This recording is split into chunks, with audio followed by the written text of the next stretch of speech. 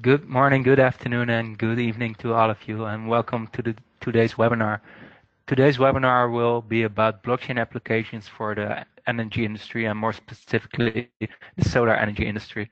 Today with us, Thomas Brenner, CTO of Oli Systems, and Nick Gogerty of SolarCoin Foundation. He's replacing Francesco Net today, and he's the CEO of SolarCoin Foundation.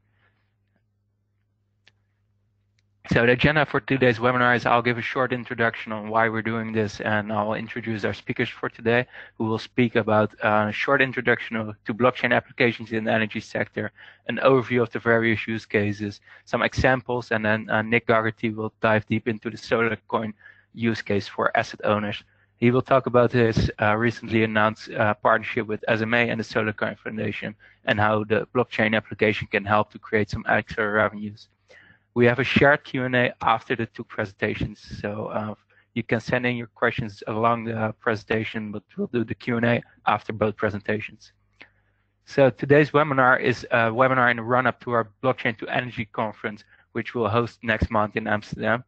It's the second edition of this conference. Last year was completely sold out with 200 people in the room, and this year we'll aim for the same.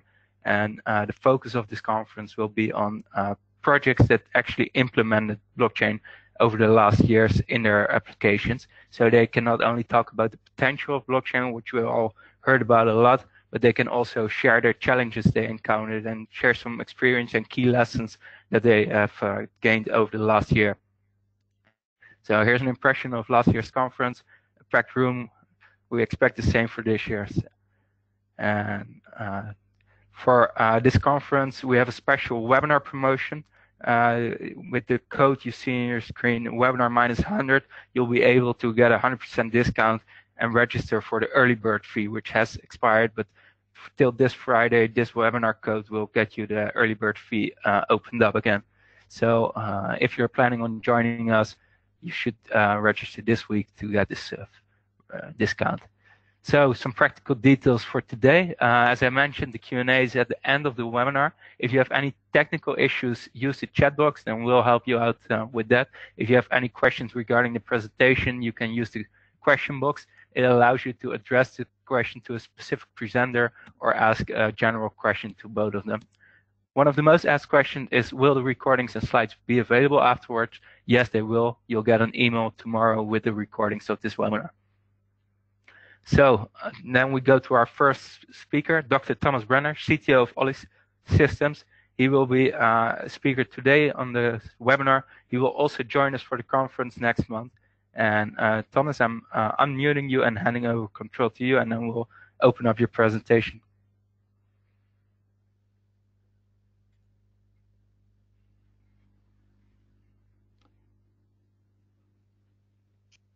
Yes, thanks, Thomas. Can everybody hear me? Yes, we're good to go. Thank you for the introduction. And yeah, as Thomas already said, what I'm trying to do today is give you a glimpse of the blockchain projects that we do at Oli Systems, and also give you a feeling of sort of what the key ingredients are that it, in our opinion, it needs to realize blockchain projects that not only sort of remain pilots, but also are able to scale to the next level, and to, in the end, to be turned into like commercial products that use blockchain or DLT technology. Before we actually dive a little deeper into what we do and how we do it, we'd like to try out the live question, like a multiple choice question tool. And the question is simple, just to get you also a little on board, because I'm curious what you're planning this year, to see what the status is like. The question is, are you planning to do a blockchain project in your institution this year? Yes or no? That's simple, I guess. Yes. So please Let's just take a few seconds to have the questions answered. So we'll open the poll for 10 more seconds. And yes. And we're about to close the poll, and then we'll show the results right now.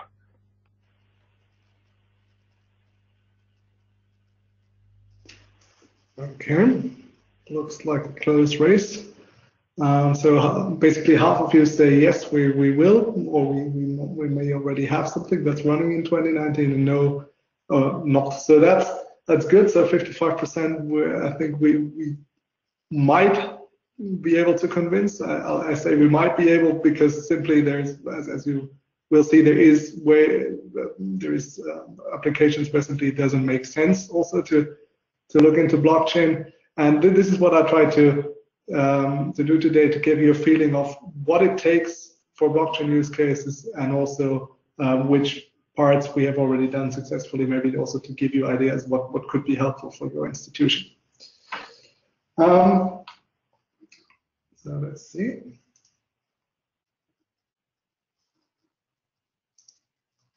Next slide. So this is just a few words on the team. So Oli Systems is founded 2.5 years ago in Stuttgart. We are a blockchain-based startup, so which means that we are using blockchain technology as a tool. We're not coming originally from the blockchain domain, so we're all the founders have a background in energy and energy economics.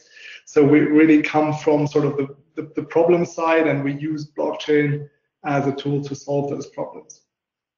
We're also a member of the Energy Web Foundation. I'll say a few more words later where this helps in our context.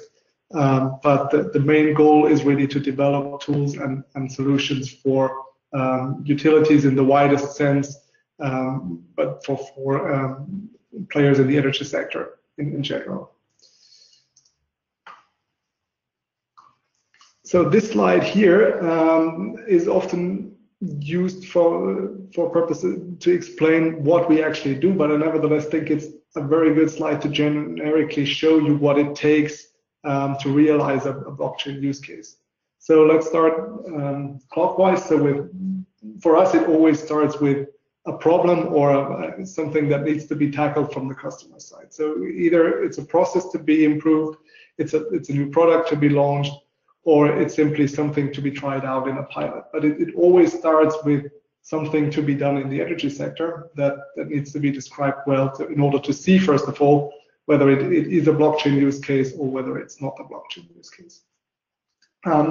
Once you do that, and again, I'll go clockwise now, is something that shouldn't be underestimated when it comes to blockchain in the energy sector, is that you need a pretty good control over your hardware as well. So in the energy sector, we always work with meters, with power plants, with flexibilities, and they all have interfaces in one way or the other. And this is something which originally has nothing to do with blockchain, but is really crucial to get a stable use case running, that you need to control your hardware, and you also need to set up a reliable communication path to get values. For example, if you have something like a local market that's running in 15-minute cycles, you need a communication infrastructure that's actually capable of sending these data every 15 minutes. This is the second part. Then, of course, that's sort of self-evident, but should be mentioned here again, is you need solid knowledge on what the core technologies, in our case, that's everything that's based on Ethereum, can actually do for you. There's certain limitations, and there's also some drawbacks of this technology, which simply render a few use cases infeasible because Ethereum or blockchain in general is not made for this. So that's also something that should be considered. And finally, where we focus on is smart contract development, where basically we're working then at the interface between the use case from the energy side and the actual implementation in terms of hardware and software. So where all the ingredients come together and in the end form this smart contract that can then run some intelligent algorithm on the chain to solve a certain problem.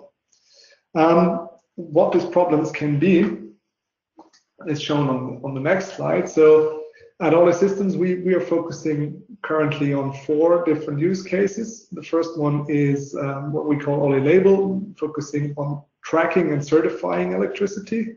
I'll show you more on this in a few seconds. Then Oli Move tackles the e-mobility case more from the perspective of what it takes to reduce peak loads, so more from the grid perspective. Oli Balance looks into how blockchain can help utilities and especially balance responsible parties to improve their balance group management. That may sound a little boring, but actually in the second glance can save quite a bit of money, especially when it comes to balance groups with a lot of flexibilities in there. And finally, on the right side, we have something that we call Blockchain Lab, which is basically developing flexible pilots for different customers. And I'll show you one case here in particular, which is a local peer-to-peer market for a utility in Germany called Landwerke, where we have actually carried this out.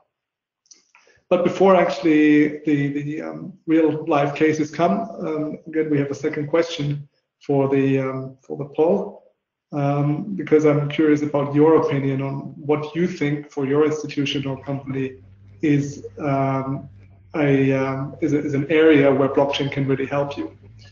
So yeah, the question is, from personal experience, in which domain do you consider DLT or blockchain applications most useful for your company? And we've chosen 5. Just if you have several, choose the one that you think is the most promising for you, just to get a few options here. Of course, I know that there are many more, but you may choose one of the 5. All right, so we'll have about 15 seconds till the poll closes. So Thomas, what do you expect to be the leading use case in this poll? What do you expect the audience to say? It's hard to say. I mean, from the German case and from the German experience we have, it's probably mostly going towards tracking and peer-to-peer. But of course, that really depends on legislation. Tokenization has been, usually when you come with those cases, at least the German customers, they're very, very interested in this.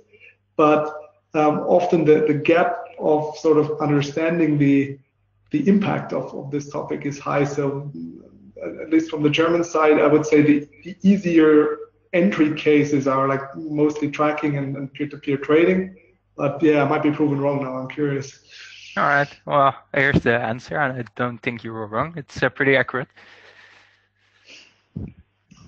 Yeah. So I mean, probably that's interesting in 2 senses. Tracking of electricity, and that's good that actually now, but by chance, I've also chosen these 2 examples such that we're covering peer-to-peer trading and tracking. It's interesting because, as I can show you when we go back to the slides, is that the tracking case is something that's in this sense straightforward, because we only need to consider one direction. So from the asset to the owner. We don't need any active control of the asset to do this, but we need just very accurate knowledge on the distribution of electricity here. And this slide here just shows a little bit on how this schematically works. So let's assume that we have an area with several houses and also some commercial units that share a small PV plant. And now what you can do with a proper blockchain tracking system involving both hardware and software is to visualize basically the coverage of each of those users with this sustainable electricity here for every given time step. In this case, we've done this down to minutes. Of course, that's up to the use case. It might not make sense to go down to minutes. It might make sense to go down to 15 minutes or even hours or days. But in principle, it brings the user very, very close to something that people know that have either their own PV or something, if you want to say it very generically, to something that you're familiar with if it comes to telecommunications. There it's also the case that basically for every number you dial, you know exactly how much it costs, how long the phone call lasted, and when you actually did it. And with blockchain, I think we can go to really a level where we can do this also for electricity, and we can also then encourage models that that use local electricity, or might also prefer then local electricity via the price.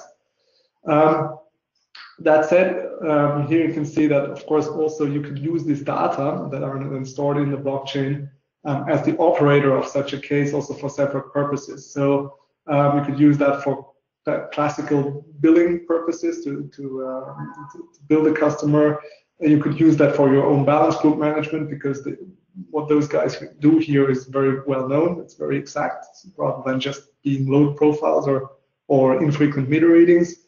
And finally, you could also use this data for better grid planning, because you have very good knowledge then on when peaks appear, how these peaks appear, and what you can do about it best. So that might be copper, but that might also be just implementing some way, some flexible or intelligent way of reducing those peaks. The way this looks like is shown schematically here. For example, this is a smartphone app where simply you can see for every given 15 minutes here on that part where the electricity came from. So this is the supply, the green part here is supplied from the grid, for example, and then the yellow one is supplied from a local PV source, for instance. This is not limited to only 2 cases, as you can see here, but in principle, you can, of course, include many sources and track exactly what each customer is doing, and also bill him or her accordingly. That's what's shown here, because then, of course, what needs to be built is an interface to the conventional billing system that the operator uses generally. We're not only doing this on a small scale, as it might look like from the last 2 slides, but we are now also trying to expand this to larger PV parks. The one on the bottom here is a smaller one in Germany. This one here is actually placed in Denmark. And we're doing this together with German PV developer Wilsol. And the idea is really to find new ways of marketing electricity from these parks, because a lot of those actually are either, in this case here, used for self-supply of large industrial customers, but more and more importantly, especially in the German framework, a lot of parks will, from the early stages of the German EEG subsidy, will run out of those subsidies in the next years. And there's not many ways, let's say, of effectively marketing the power that's still being generated in these plants, and finding ways of using these local markets here to market this high quality CO2-free electricity. This is something that's really that we see is gaining traction, because simply the customers are generally willing to pay a little more for this high quality electricity than usually wholesale markets would do. So that said, I'll go a little more complex. So we've seen now just a few examples of how we can track and also in the second step market PV electricity. But now I'd like to show you just very briefly the Allgäu microgrid, where we have realized a fully decentralized peer-to-peer market that goes all the way from energy assets out to the customers. What we've done is basically create a local market and the market algorithm, so that the market is run between, like in this case, 7 households. So it's a small pilot, but a mixture of only consumers, so also commercial, but also residential, normal households, and also some households that do have photovoltaics on their rooftop that could be marketed. And all those customers form this local market. It's, as you can see here, it's run on a 15-minute trading interval, and each end user here can interact with the market in terms of setting a price level that he or she is willing to buy this local electricity from on a smartphone app.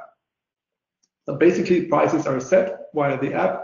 Then the input goes into the smart contract on the blockchain, where the market calculation is happening, and then the results of the market are given back to the customers. So Here we're basically using a proof of authority blockchain to run a decentralized market between several customers. How does this look like? I've told you that hardware interfacing is important, so here you can see a few glimpses on how that actually works. So on this side here, one of our Oli boxes is directly connected to a digital meter, where we read out the meter readings through, in this case, through the optical sensor. That's just one way to do it, and sending basically the consumer data directly to the blockchain. Here we've done it with a PV plant. The same here. This is another solution for a customer. That way we can bring the necessary input data from the energy side to this local market. So we basically know exactly, in this case, or even in a 3 seconds interval, who is consuming and generating, and especially also for the prosumers who has excess electricity to sell to the local market. Of course, being a blockchain application is more than just reading out meter data. The proof of authority blockchain that we use here to realize this pilot is very similar to what the Energy Web Foundation's Solarplaza is actually doing. So here you can see we're running 6 nodes at 3 different companies to really also test this distributed approach and to see really how so such a proof of authority chain, a very energy efficient chain, is actually run. In addition, you can even have a local copy of the blockchain on your Oli box if you like. So as I said, this market is really run on the blockchain directly. So the registration, aggregation, collection of bids, keeping track of all the relevant users and parameters are done all on chain, including the calculation of the market clearing. Once this is done, data is sent through an MQTT broker to the smartphone app of each participant, such that basically you have, as a customer, you have a real-time, more or less, information on both your consumption and generation, but also on your costs and on your success on that local market. Now you might fairly ask, okay, why on-chain? You could also do such things off-chain. We agree to some degree. We still believe that this is a very nice application for fully blockchainized market, because first of all, by doing so, you gain full transparency. So everyone has the chance to really see that no transactions have been changed or altered at any time, because you can keep a local copy, and the market is not possible to be influenced by the operator of this local market. And this is also explicitly stated here. It's very important to mention that. So basically, imagine your utility running such a local market for your customers, and running a smart contract that cannot be directly influenced allows you also to act as a customer basically on this local market. So you as an utility can also buy and sell on this market without any risk to the customer side that you compromise the market, because basically you're operator and user of the market at the same time. So to summarize a little bit the 2 examples that I've just showed you. So what's in our sense, what's key to a DLT or a blockchain project in the energy sector? What do you need? First of all, we always think it needs for real hard energy applications some sort of local market that runs on the blockchain. So what can be traded on this local market could be kilowatt hours, as you've seen in the peer-to-peer market. That could be consumption quota, for example, a flexibility market or a balancing market where you actually have to fulfill a certain schedule. Or that could also, for example, be in an electric mobility case, be the right to charge or in some cases discharge your car. That's then traded among the peers that basically belong to the same scheme, which could be defined geographically or just by a certain provider of such systems. Markets are not enough. I just said that. Of course, you also need hardware. We're currently partnering with German company Görlitz to make really hardware that's basically full industry proof. And the idea is to build something that is basically blockchain ready, as we call it. So basically, you put this communication and control boxes you put it at a certain asset, and even after you've done that, you have the full flexibility to run blockchain applications without having to change any hardware. So basically, you run a software update on one of those boxes, and they are fully capable of doing all the examples that I've showed you, even though probably the provider hasn't opted for a blockchain solution in the very beginning. And finally, that's also something that also some of our customers, first of all, thought it wasn't very critical for a blockchain application, but nevertheless, it always turns out to be critical. You need a good interface to your customers.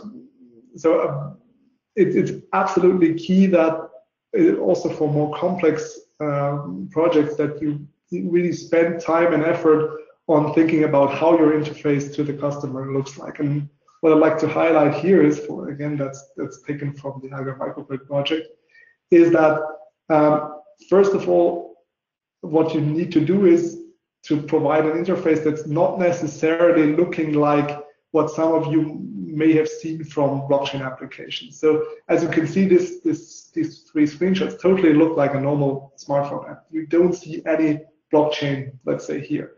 Everything that's hidden, basically, for example, in the bidding here, or in the tariff selection, or in the pricing that you can see here, everything that's taken from the blockchain is just happening in the backend. So the customer, most of them are not, I would say,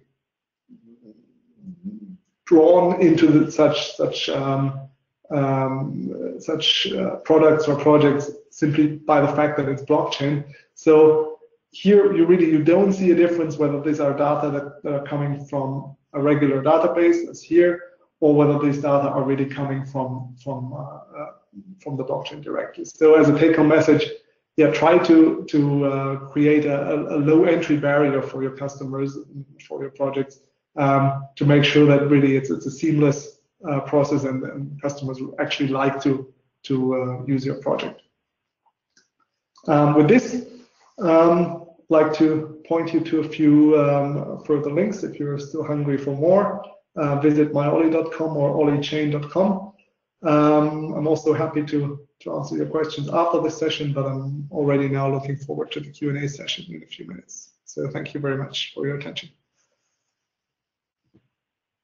Thanks a lot, Thomas, for a very interesting presentation. And indeed, I would like to remind the audience to use the question box to send in their questions. And then after this, we will have an extended Q&A. We already have some interesting questions coming in, I see. And then now we go to the next speaker, Nick Gogerty, co-founder and CEO of SolarCoin Foundation. Originally, Francois was scheduled to do this presentation. Nick, thanks a lot for joining us on this very last-minute time frame.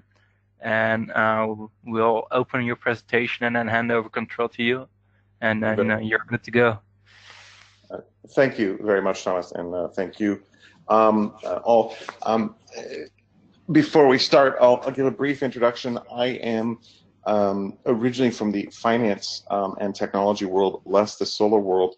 I did have a brief role as a renewable energy analyst for a small hedge fund based in New York, but have also worked with the world's largest hedge fund in macroeconomics, and I'm also an author for Columbia University, Ivy League School on Macroeconomics and Innovation.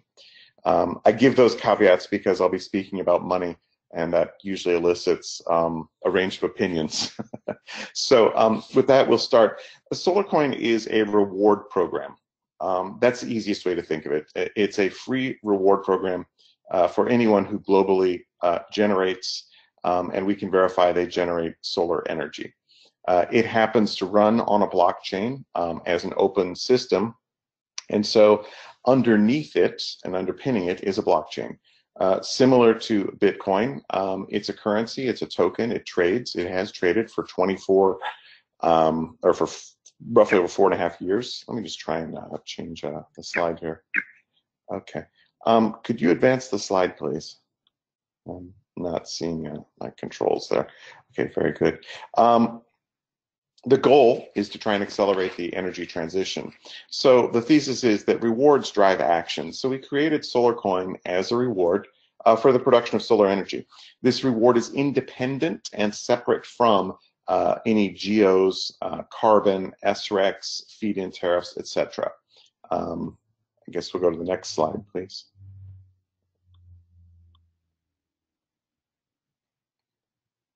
Sorry, Thomas, my cursor doesn't seem to be doing much. Thanks. So it's very simple. Anyone who produces 1 megawatt hour of solar electricity is entitled to receive 1 SolarCoin. Next slide, please. These SolarCoins trade for money. They have for over 4 years now on various blockchain exchanges. Now, this project currently is very small. And what I mean by that is we have a couple of thousand people who have been accepting or receiving SolarCoin. There are a few people who accept it as merchants, and we have a few exchanges based in the US, Switzerland, and some other places who have been trading this currency for dollars, for Bitcoin, yen, euros, or British pounds, again, 24/7 for quite some time. So this is a novel and interesting thing. The price of the currency has ranged anywhere from the equivalent of 2 euro cents to roughly 2 euros. So it's a highly volatile currency. That being said, it is given away for free, similar to the way that one earns air miles by flying on a flight and simply applying for the program. Next slide, please. Anyone can use the solar coins or accept them as a merchant. How does one get a SolarCoin? Well, some good news. We are partnering and have partnered with SMA, the inverter manufacturer. SMA will be deploying SolarCoin on the Sunny Portal monitoring platform in the coming days and weeks. For those of you not aware, Sunny Portal supports over 25 gigawatts of solar and 300,000 users. That's roughly 5% of global solar energy production. If you're not on the SMA or the Sunny Portal program, one of the ways you can get your SolarCoin is produce solar energy, follow this process, find an affiliate on the solarcoin.org website. We then verify the production by getting some data about the facility, the nameplate, etc. The individual downloads a little piece of software which is free, where they can hold their SolarCoin. They basically get a SolarCoin account. We send it to you, and then you can spend it or do as you wish. The program is designed to last for 40 years. We are in year 5 this year, and if you get your energy, you get your SolarCoin retroactive for energy generated prior to 2000, all the way back to 2010. And you'll earn energy for the duration of life of the facility, potentially 20 to 30 years. Next slide, please. Thank you. Why is SolarCoin worth something? I'm going to try and plot a, put a message here in the chat window, an academic paper. Basically, the question is, why is currency worth something? SolarCoin functions as a currency. I mentioned earlier my background is in macroeconomics. I won't delve at length into the details, but basically the same reason that a euro has value, a dollar, a yuan, gold, or even Bitcoin has value is the reason that SolarCoin has value. And that reason and rationale is that we collectively as people use currency to trade and organize resources. Currencies behave and act like protocols for value. And so if people decide they wish to use a protocol it ends up functioning and retaining value. Our research has shown that the average person who uses or accepts to use a currency ends up supporting or representing between $1,000 to $5,000 worth of value in that currency. The research paper that I put into the chat window has the full research on this, and it's basically research from 50 of the world's largest currencies, gold and Bitcoin, and the research comprises over $16 trillion in assets. Is quite interesting. Again, the program is free. The strange thing about a currency is that it is a positive economic externality, much like a communication protocol. The more people who utilize that protocol, that format, the more value collectively for everyone. Other examples of positive economic externalities outside of communications protocols are innovations, vaccinations, things of that nature. Next slide, please. And I'll probably get quite a few questions on that. Basically, it works in the following mechanisms. It's a crude diagram. It's not as helpful as it should be. But basically, people who are willing participants, and a participant in a currency or protocol doesn't even have to hold the currency or protocol. They just have to be willing to accept it for something, even if that something is a discount to the market rate. The currency circulates, and that's how the economy works. We use currency to coordinate our trade amongst each other. Barter does not scale, does not work. Currency is a shortcut, and you can choose any currency you want. So, for example, most of you most likely are using euros, etc. A 19-year-old currency. The British pound is the world's oldest currency, roughly 24 years old. The average currency protocol, the average currency from a country, only lasts for 27 years. Case in point might be Venezuela right now, which is having challenges with the bolivar. If you are in Venezuela, most likely you want to choose another protocol, so you may use euros or Swiss francs or other things. That's a little bit on the currency. Again, I'd urge you to read the paper if you're interested in where the value comes from for the program. Next slide, please. Thank you. So who are we? What are we doing? Well, we are a for-profit entity based out of the United States. We're structured as something called a benefit corporation. That being said, we were set up to incentivize global solar energy, and so we're giving away a lot of SolarCoin. As I mentioned earlier, the program right now is small. That's going to change literally within the next few days as we roll out with SMA to 300,000 users. We're also in talks with other monitoring platforms that would, in theory, put us in front of another 900,000 solar installations. For context, our estimate is that there are probably 20 million solar installations globally with a nameplate capacity of 500 gigawatts. Our goal is to be in front of 10% of global solar energy production with some meaningful number of people signing up. So if you know a monitoring platform, or you use a monitoring platform or utility, reach out to them. Ask them to support SolarCoin. We don't take in that much data for the verified production of energy. We need 2 to 3 data points a year. The tokens are granted free or freely every 6 months. So we're not interested in your data. We're interested in growing our network of participants. As you can see, some of the groups we work with here, we have a project ongoing with the UNDP. We are members of the IRENA Coalition for Action. IRENA, as some of you may know, is the IGO, or Intergovernmental Organization, with 150 member states. They just put out their report this week from Abu Dhabi on the state of renewable energy. The other members of the Coalition for Action include the World Wildlife Federation, Greenpeace, United Nations Foundation, etc. One of the things people ask us is, what can we do with SolarCoin? It's interesting. One thing we say is, well, if you don't want to spend them yourself or trade them on an exchange, you can donate them. And so at the lower part of this slide, you'll see Power 1 for 1 and SolarAid, which are 2 charities which accept SolarCoin and then are working on doing solar development in Africa. We even have a partner in South Africa called the Sun Exchange, where you can take SolarCoin that you've received and invest them into solar projects. much the same way that you may use euros or dollars to invest in projects.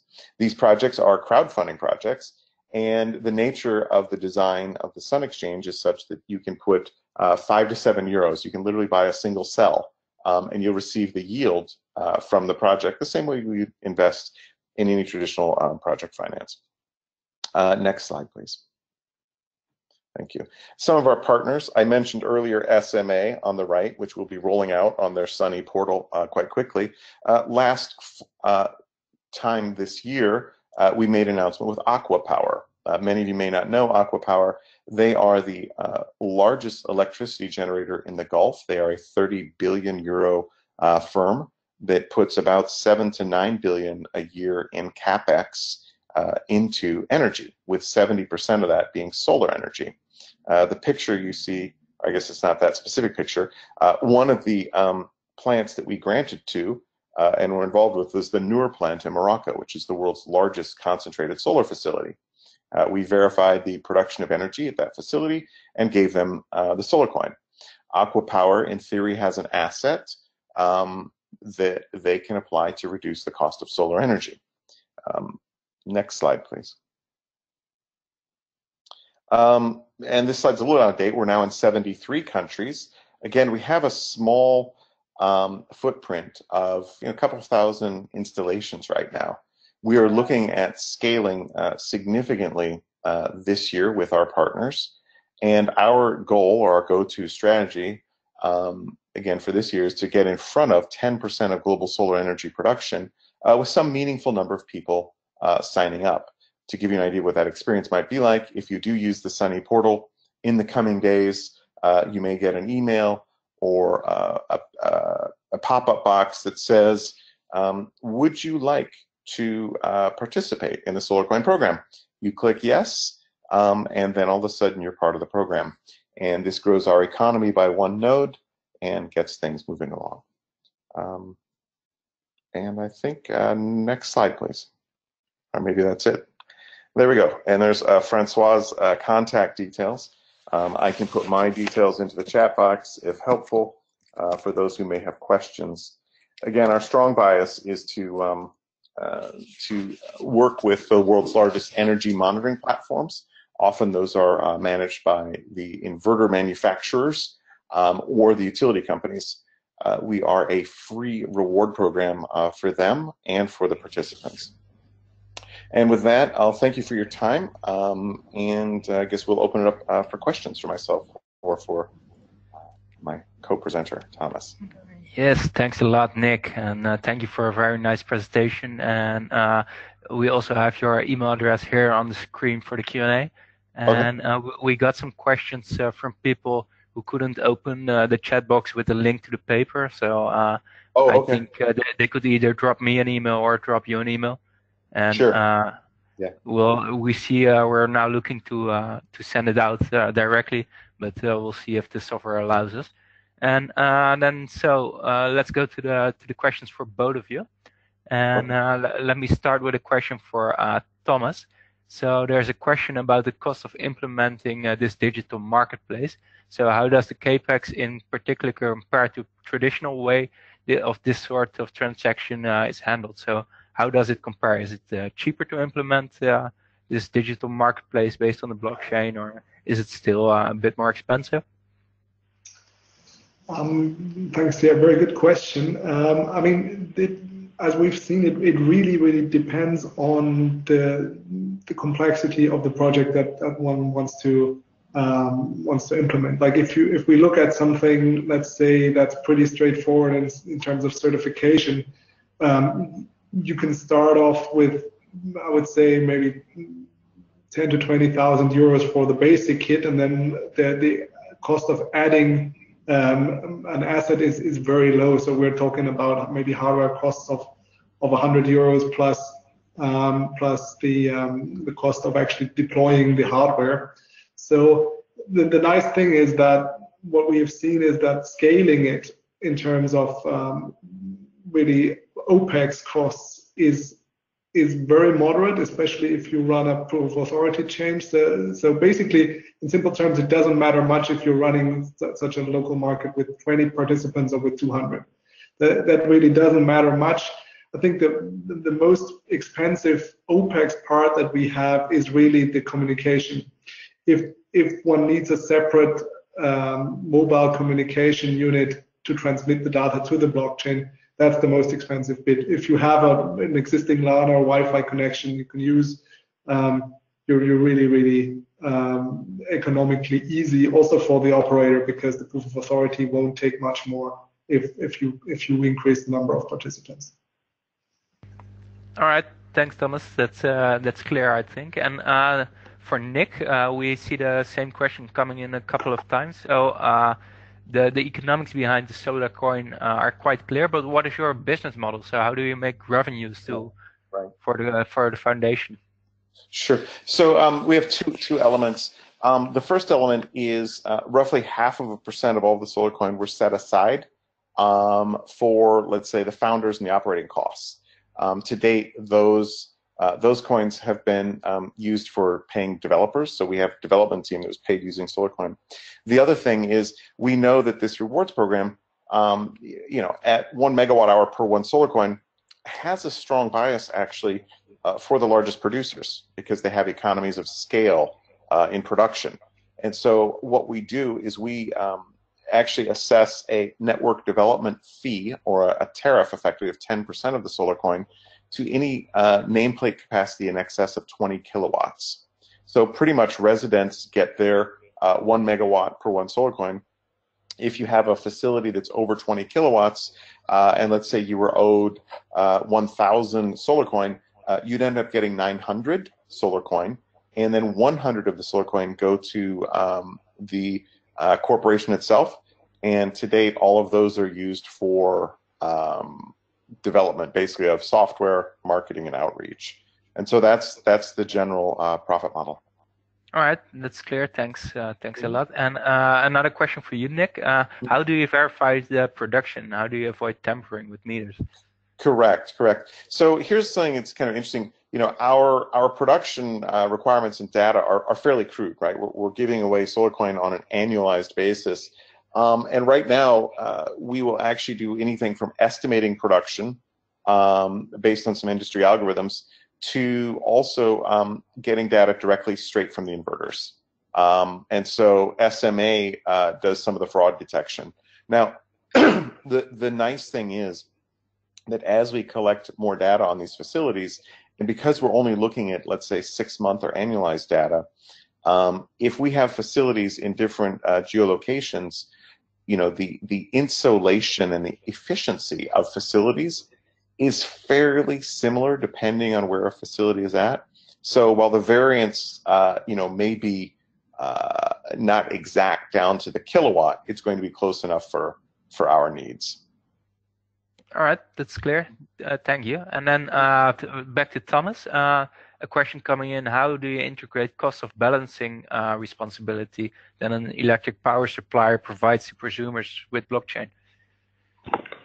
But the balancing mechanism basically that we're testing right now is a way of basically whether it's a mixture of a conventional system, so basically a balance responsible party contracts significant assets that are equipped with blockchain technology, and then basically if an increase or reduction in the actual schedule is required, basically it will send out a command like reduction by X kilowatt in this given time step is required, and then the blockchain agent is able to trade these consumption or production rights within the local market. So practically that would, for example, mean that an industrial customer says, but I can't reduce my consumption because I'm currently producing, so my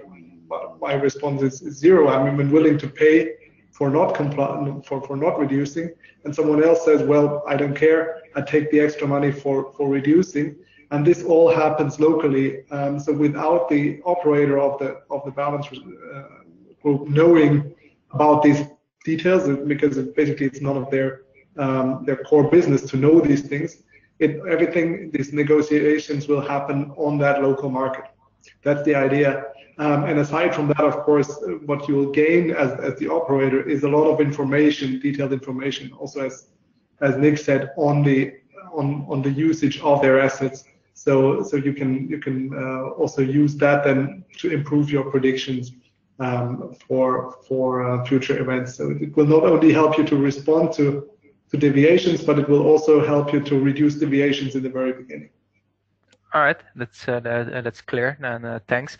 And then a follow-up question on the previous question for also for Thomas. Is there a considerable computer energy cost to manage the computation involved with compiling the chain? Well, so what we can say with if it comes to really running light nodes, as you could see in the picture, a light node can even be run on something like a Raspberry Pi or on some embedded device. So that's very low key in that sense. Running an authority node by themselves. So from experience with the Allgäu microgrid project, that has been done by their IT department, let's say within a day. So in terms of personal effort that you have to put in, so pretty fast actually. So it's not complicated. And the operational costs of running a node, I would say, depends on where you host it, but you're on the order of 100 to 200 euros a month maybe for the entire chain. Okay, that's clear. Thanks. And another question for you. Blockchain is in development, but why would you buy or develop a project right now based on blockchain, and why not wait? Oh yeah, very good question.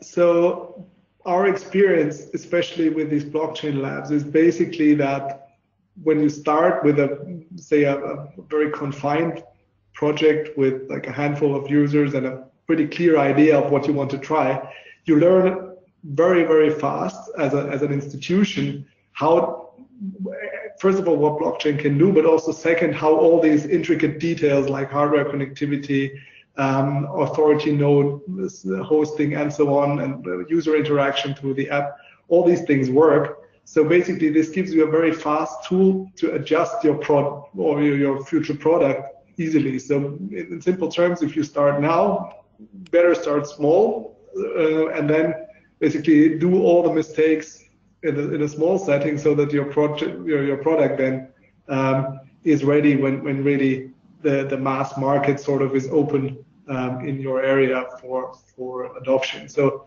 it's really, we've seen this basically with all our customers that the learning curve was very steep, and it simply helps you making the easy mistakes in a secluded and a secure setting. All right, that sounds good indeed, and makes sense. And then back to Nick. Yep. Nick, we have a question coming in. Where or how can I use my SLR? So if people earn some solar coins, where can they use them? Sure. Right now we have a very, very small community of people. Aqua Power, the large utility, actually paid some of their developers with SolarCoin. They're third-tier suppliers on the environmental side. The thing that people can do with them is they can go to an exchange and they can convert them into euros if they want, or dollars, or Bitcoin. So there are exchanges out there where they can just sign up and just sell them if they want to. We are in the process of rolling out some merchant tools, hopefully in the second quarter of this year, which would allow online merchants to accept them more easily. For context, with Bitcoin, there are roughly 20 million users. There are estimated to be 200,000 to 300,000 merchants and websites who accept it. Our goal is to get that ecosystem up. And SMA is looking at potentially accepting SolarCoin for some of their digital services, but we'll see. All right, that sounds good. And so back to Thomas. How do the network participants accumulate the energy surplus? So, for example, batteries, and does it influence the cost of the megawatts? So if I got the question right, so basically how can you integrate storage or flexible units into such a market? So basically, to be straight ahead, we haven't tried including batteries into this particular algorithm, but what we're currently doing, and I think I can say that, is we're working on a prediction-based version of that market algorithm, where you can basically also then include basically it will operate in the form of traces, where then storage can be explicitly considered in a trace that you send to the market rather than a single value for a 15-minute time step. So I agree that with the existing system, it's difficult because it would somehow be hidden in the self-consumption. So what would happen with the existing algorithm is that simply the person having a storage would first fill up the storage and then enter the market later during the day, maybe when the storage has been filled. But this is not something that we are aiming for. We're really aiming for also a way of actively comparing, basically charging up a local battery, comparing to sending this electricity to a local community. So that should be really two options that depend on what's more economically attractive for that user. All right, and then another question for you, Thomas. Did you already have the opportunity to launch some projects outside of Germany? And if so, did you have any regulatory issues that you yes. you were confronted? Yes, so that's an issue that we're currently looking at. So we're currently preparing a project in Switzerland. So still, I would say it bears some similarities to the German market, but especially when it comes to the rules when network fees and charges apply, the story is a little different there. So if you remember the slide that I've shown with the 4 different core areas, so what has to be changed mostly is how you tackle the use case. So either you have very detailed input from the company that wants to do the project, or you need additional expertise to do it. I won't say it's a big difference when it comes to the actual smart contract or the technology. That's pretty much the same. It's really just about like getting the details right. Exactly. Thanks for bringing that up again. It's basically only here where the different frameworks or the different regulatory aspects come in.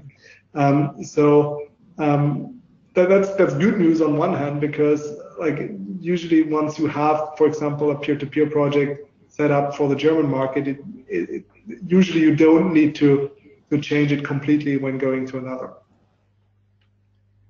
All right, that's clear. And then, well, looking at the time, it's 5 o'clock now. I see still some questions coming in. I think both of you are available to answer some questions via email, which can be found on the screen right now. And also, if somebody likes an introduction, it can go through my email, of course. And then I would like to thank, first of all, the audience for joining us today for the webinar. Thanks to the speakers for super interesting presentations and taking the time to answer all the questions. And then I would like to remind you once more to check out our Blockchain2Energy conference next month in Amsterdam, where the focus will be on the real-life implementation of blockchain in the energy sector. And if you're planning on coming this week, you can use the webinar -100 discount code for a promotion of €100. And then one last time, thanks to all speakers, all attendees, and I hope to see you next month in February in Amsterdam. Thank you. Thank you very much. Thanks.